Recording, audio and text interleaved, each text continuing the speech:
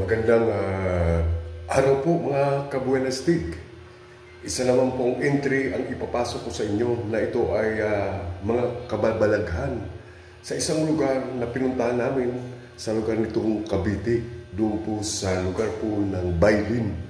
May isang puno doon ng mangga na ang puno ng mangga yun ay malabong ang dahon at napakalaki. At siya ay 80 years old na puno. Kasi ang kinausap namin doon, ang nagkwento sa amin, maliit pa lang siya. Ano na yun, malaki na yun. Ang nanay niya maliit pa lang at nagkaasawa at na anak siya, puno na yun. Kaya ito, may naririnig daw sila doon ng mga kung ano nang sumisigaw. Minsan pagkagabi, nakikita nila malayo, nag-iilaw, pero pag nilapitan na, wala naman.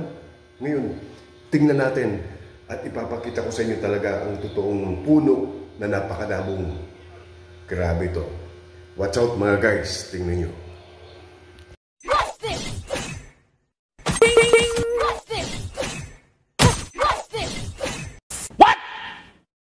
Magandang araw mo mga kabuenastig. Nakikita nyo po itong mangga na ito, na puno na ito na napakalapad at ang napakadabong ng dahon at ang ganda ng style ng pagkahugis ng puno. At kung titingnan mo siya, ang mga branches niya talagang malahaba. Oh, yan, kita mo no? So parang mga snake style ang ano niya, ang branches niya. So madabong siya at mahaba. So ang kagandahan ng puno na ito, grabe talaga pag tingnan mo sa umaga. Pero pagkagabi daw yan, sabi nitong matanda na yan, yan po, mayroon pong lumalabas dyan ng mga kababalaghan. Mayroon sumisigaw, may nagarambulan, at pag sa malayo sila nakikita nila may ilaw. Pag nilapitan niya, wala naman. Kaya yung umaga na yan, gumagawa siya dyan kung ano yan, ang ano yan, paain niya yan, para may makita at may mahuli siya kung ano mayroon dyan, no? So mga guys, tingnan nyo, watch out ha, tingnan mo ang mangga na yan. So, naiiba talaga. Kung titingnan mo ang mga puno ng mga iba na mangga, hindi ganyan. Pero yan, pag nakita mo talaga, ibang style talaga yan. Napakalaki ang puno na yan. Nasa medyo malayo lang kasi ako. Pero pag nilapitan mo, laking puno na yan. Isipin mo, 80 years old mahigit na yan.